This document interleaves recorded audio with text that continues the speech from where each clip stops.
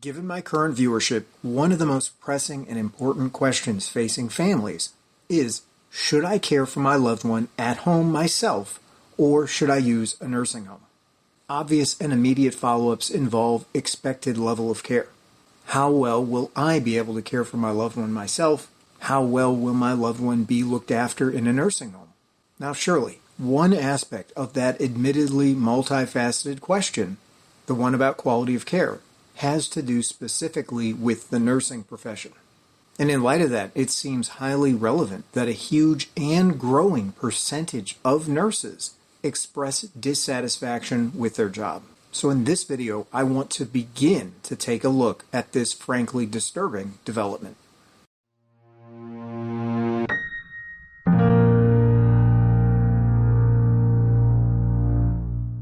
Once upon a time, I provided my own short list of questions to help caretakers make the vital decision about whether to go a nursing home or a home care route. In that video, I surveyed topics like your loved one's stage of impairment, the prospective caretaker's, whether singular or plural, ability to discharge their obligations, the suitability of the home environment, whether a caretaker's or the afflicted person's, and the adequacy of the family's finances to pay for anticipated expenses, and so on, at least insofar as these things can be predicted.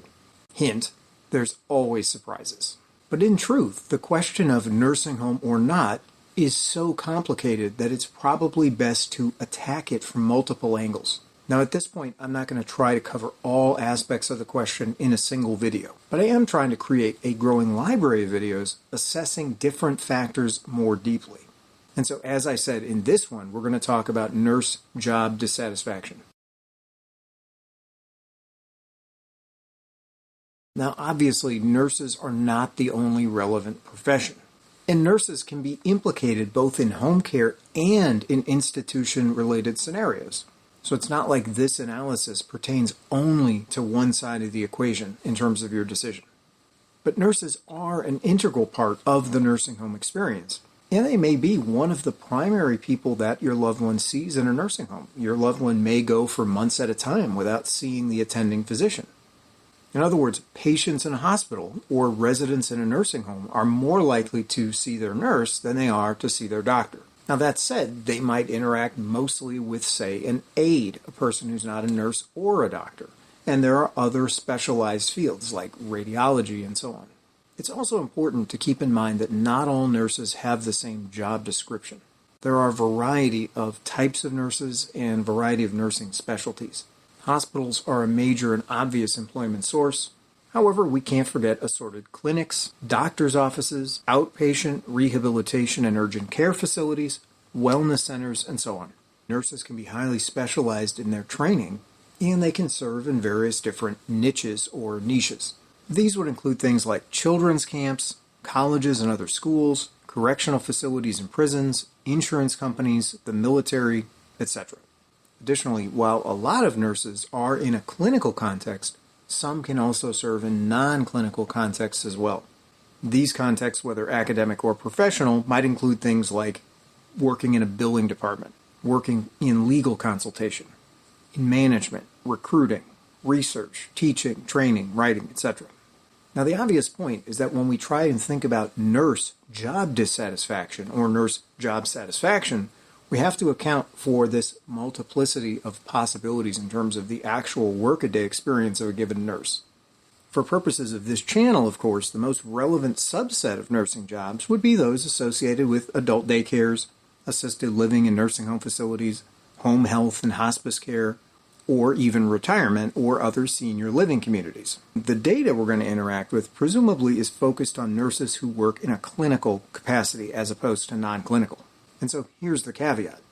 It's not entirely clear how job dissatisfaction within the broad field of nursing, quote-unquote, presents itself across all common dementia care scenarios specifically.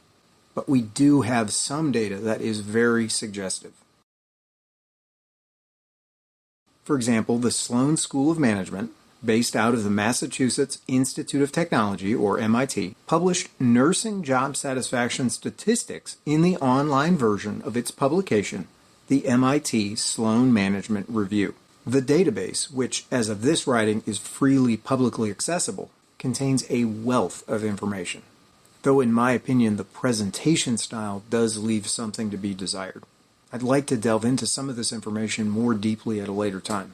But for now, if you simply filter results by industry, selecting senior living and rehabilitation from the drop-down menu, you'll get 11 results that illustrate the problem.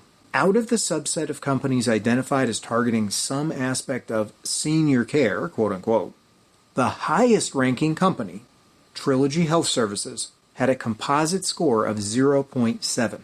Bear in mind that this is evidently on a 5-point scale, as in 1.0 to 5.0. The values in parentheses are negative. That is, they represent scores below 0. That means that out of the 11 companies on this sub-list, every single one except for Trilogy has an overall rating so low that it's literally less than 0. And Trilogy's rating, even if we round up, is only 1 out of 5. If we were grading by percentage, they'd have something like 14 or 20% out of 100%. On almost any children's report card that you'd care to examine, that would be an F. By the way, my dad, while he was still alive, was in a facility that was owned and operated by National Healthcare Corporation, or NHC. So let's look at NHC's results. First, notice that Sloan Management Review based its overall scores on 5 subcategories. The first one is toxic culture, the second, organizational support, the third, compensation, the fourth, workload, and the fifth and final one, senior leadership. Without tackling the admittedly important question of what these subcategories encompass, what actually do they mean by these subcategories, just note that nurses rated NHC below 0 across the board. That is, in each and every category. NHC didn't receive a single positive rating. Not to unduly pick on NHC, because just in this one category of senior living and rehab, another provider, Brookdale Senior Living, is in exactly the same position. And frankly, none of the other companies fared all that much better. Now, if you instead look at hospital ratings, that is, change the drop-down industry listing from senior living to hospital, you'll see that Michigan Medicine and Houston Methodist lead the pack. They've got a whopping 1.7 rating apiece. So let's round up and say they earned a 2 out of a 5. That's 40%. Still a failing grade. This is the basic nursing situation. And the upshot is that, in the words of a recent Fox News article, the majority of nurses, 80%, said they think 2024 will either be no better or worse for their profession than 2023, while 38% said it will be worse. In light of this, 35% of the nurses surveyed said it is extremely likely that they will change jobs in 2024. And the majority, 55%, said it is very likely or somewhat likely. Now, of course, saying that you're inclined to change jobs is one thing. Doing it is quite another. They might have various financial pressures coming from their family, coming from student loans. All kinds of things might prevent them from carrying that out.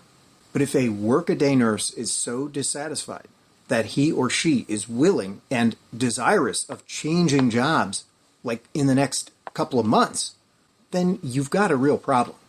Especially if you have to rely on these nurses to deliver care to you or to your loved one. And these reports were preceded by similarly bleak ones. The title of one such, dated February 27, 2024, was, according to a survey, 31% of hospital nurse leaders plan to change jobs in the next year.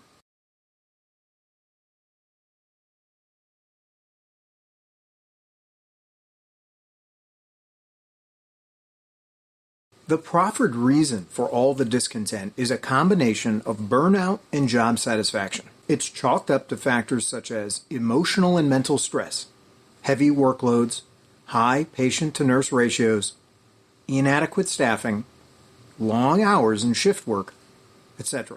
The refrain is that nurses feel, quote-unquote, that they're overworked and underpaid. Now, whether this is merely a matter of feeling or perception is debatable. For example, ex-Wall Street trader turned Bitcoin enthusiast Max Kaiser somewhere said, alluding I think to a Brookings Institute report, that if minimum wages kept pace with inflation, they'd be $60 an hour. Minimum wages, mind you. That's the pay that would go to a quote-unquote unskilled worker. Intuitively, medical professionals, including skilled nurses, would be paid more than that. But according to the website ZipRecruiter.com, quote, as of August the 2nd, 2024, the average hourly pay for a nurse in the United States was $38.62 an hour. Now, admittedly, that is higher than the current statutory minimum wages across the United States, which hover around $9 an hour. But it's a far cry from $60 an hour.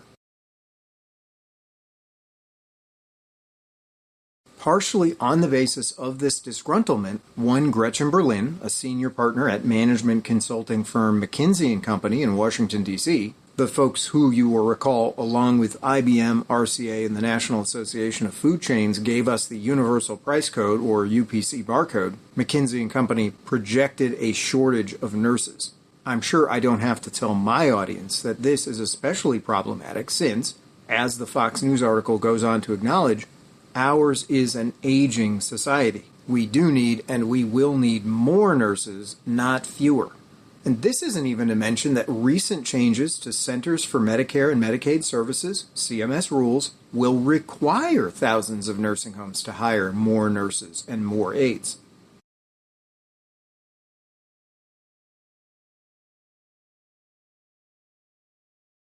Now, at the risk of oversimplification, which is always a danger, all these components together suggest an explanation something along the following lines. Arguably, too much of the healthcare industry is focused on quantitative factors, like operating and profit margins, at the expense, quite literally, of qualitative factors, like the quality of care being delivered or caregiver job satisfaction. And this arguably applies across the board, irrespective of different ownership types. For instance, privately owned and publicly traded corporate healthcare institutions are obviously and voluntarily, not to say enthusiastically, aimed at maximizing profits. This consideration alone incentivizes assorted cost-cutting mechanisms, usually implemented in the name of efficiency, such as streamlining the labor force, so-called downsizing, hiring temp workers instead of permanent ones, eliminating certain job benefits, and so on. Well, okay, let's just take the first one, downsizing. Fewer employees directly translates into inadequate staffing when you have high patient-to-nurse ratios. This in turn creates heavy workloads and long hours and leads inevitably to job frustration and burnout among the bare-bones crew that survived the job cuts. Is downsizing the only pertinent factor? No, not at all. But it is a prominent and recurring one. Consider that according to scholarly studies published in the 1980s, the growth of for-profit healthcare facilities decreased the availability of healthcare for unprofitable patients. That is, for those people who can't afford to pay for all or part of their healthcare costs. Traditionally, the price of medical services had been set so that nonprofit institutions have enough to subsidize services for the poor. For-profits, by refusing to serve non-paying patients, while at the same time taking a great share of paying patients, leave nonprofits with more of the poor to serve, but with fewer paying patients to subsidize their care. In other words, nonprofit hospitals used to charge paying patients more, that is, more than what the market would bear, the fair market value, for a service in order to create a surplus so that they could use that surplus, in addition to charitable donations and the like, to pay for the healthcare costs of people who were unable to pay. Enter for-profit hospitals. Initially, they just flat refused to see anyone who couldn't pay, and they enticed paying patients to come over to them by charging less than the nonprofits charge for comparable services, or allegedly comparable services. Bear in mind that nonprofit hospitals have long been viewed as delivering better care for everyone than their for-profit rivals.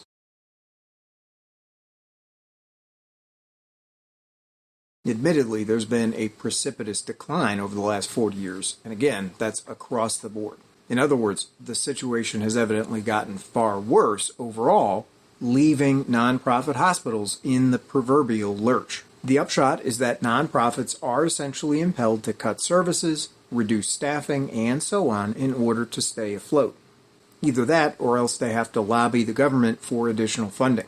An interesting but not often asked question is, do paying patients actually save anything by going to a for-profit hospital? Which you'll recall was part of the enticement for them to use for-profit institutions in the first place. Or is the only meaningful change that for-profit shareholders end up getting a piece of the action? After all, if taxes go up anyway, then paying patients might have been better off receiving services from the nonprofits in the first place, regardless of whether or not those were priced to create a surplus. In any case, both for-profit and nonprofit hospitals have pressures to operate with minimal staff. Now add to this that many nonprofit institutions have had to turn to for-profit nurse staffing agencies, especially during and after COVID, when higher than usual caseloads strained their steadily diminishing capacities to the breaking point. During that same interval, allegations surfaced regarding unethical business practices.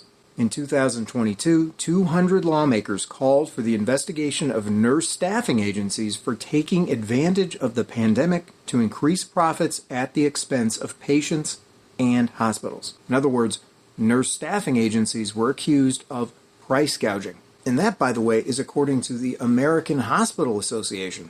Is there any wonder why nurses are frustrated, along with everyone else? Since we've touched on the subject of nurse staffing agencies, let me just say one more thing on that. In October of 2023, an article appeared on Becker's Hospital Review with the title, "Why Nurses Prefer Staffing Agencies: Beyond the Paycheck." The author reported, quote, "Nurses who work for staffing agencies are much more satisfied than their counterparts who serve hospitals, health systems, home health care providers, and senior living facilities," according to an October 18 report from MIT's Sloan Management Review.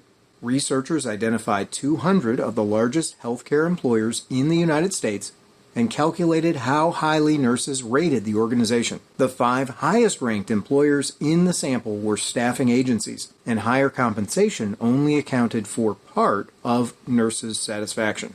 Now let's turn to that data, which is, by the way, culled from the exact same source we've been exploring this whole time. And we see that, indeed, staffing agencies scored higher than, let's consider, hospitals. But 2 words of caution seem to be in order. Firstly, just considering the 7 results visible on the screen, the average score for staffing agencies was 2.4. Now, this is higher than the comparable hospital score, which averaged 1.6. Though I'll leave it to viewers to decide whether the difference between 2.4 and 1.6 justifies the remark, quoted in the Becker's Hospital Review article, that nurses who work for staffing agencies are much more satisfied.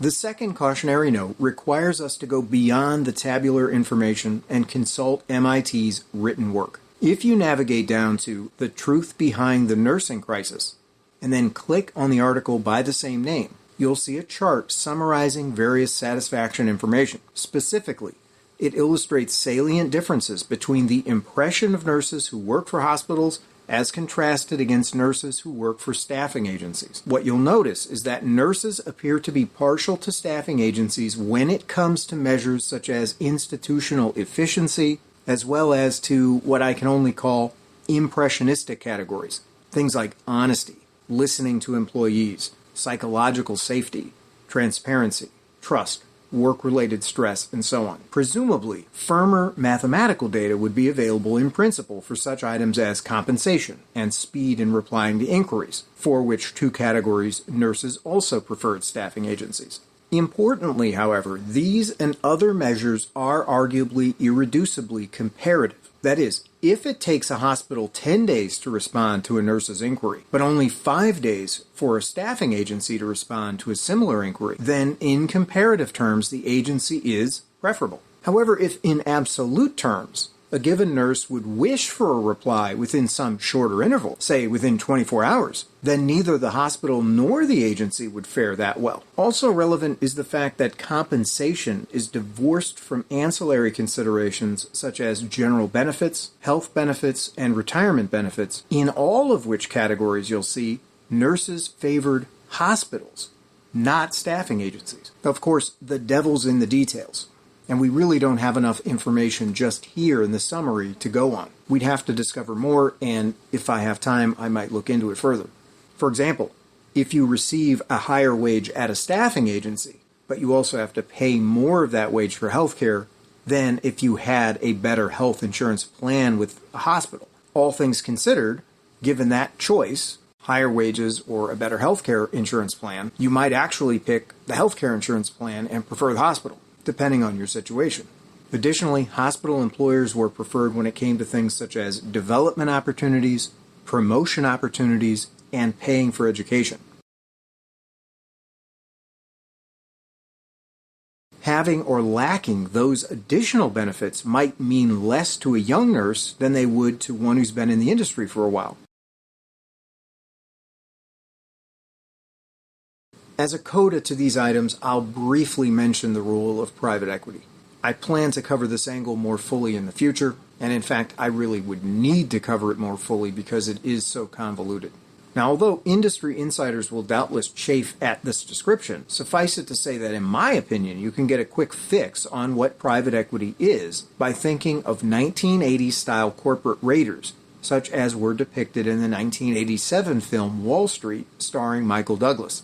According to summaries of an article on statnews.com, a finance and health news website founded by investment manager John W. Henry, since the beginning of 2021, more than half a dozen private equity firms have bought at least 7 staffing agencies. 2 of the largest staffing companies that were outright purchased by private equity interests were Medical Solutions and Favorite Healthcare. Though the report summary quickly added that AMN Healthcare and Cross Country Healthcare, while they weren't owned by private equity, still had substantial ties to Wall Street, especially Larry Fink's Titanic BlackRock. What's the big deal? Well, according to a National Institute of Health funded study published in the prestigious Journal of the American Medical Association in 2023, after private equity acquisition, Medicare beneficiaries admitted to private equity hospitals experienced a 25.4% increase in hospital-acquired conditions compared with those treated at control hospitals. By the way, the phrase hospital-acquired conditions ranges over the bad things that can happen to you or to your loved one while at a hospital that weren't present before admission. These include, but aren't limited to, embolisms, blood clots, fall injuries, infections, whether bloodborne, catheter-associated, surgical site or urinary tract-related, etc.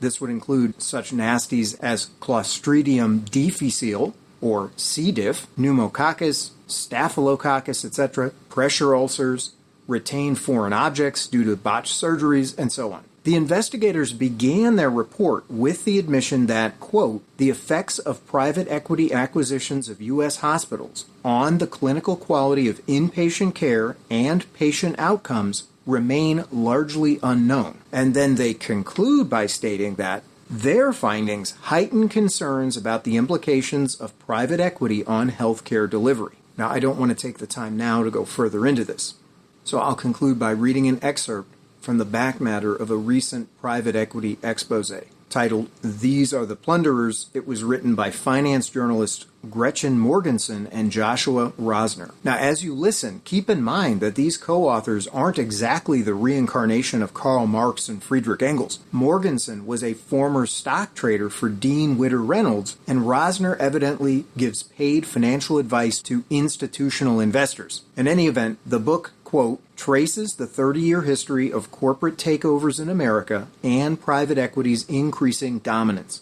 Morgensen and Rosner investigate the biggest names in private equity, exposing how they buy companies, load them with debt, and then bleed them of assets and profits. The authors show how companies absorbed by private equity have worse outcomes for everyone but the financiers.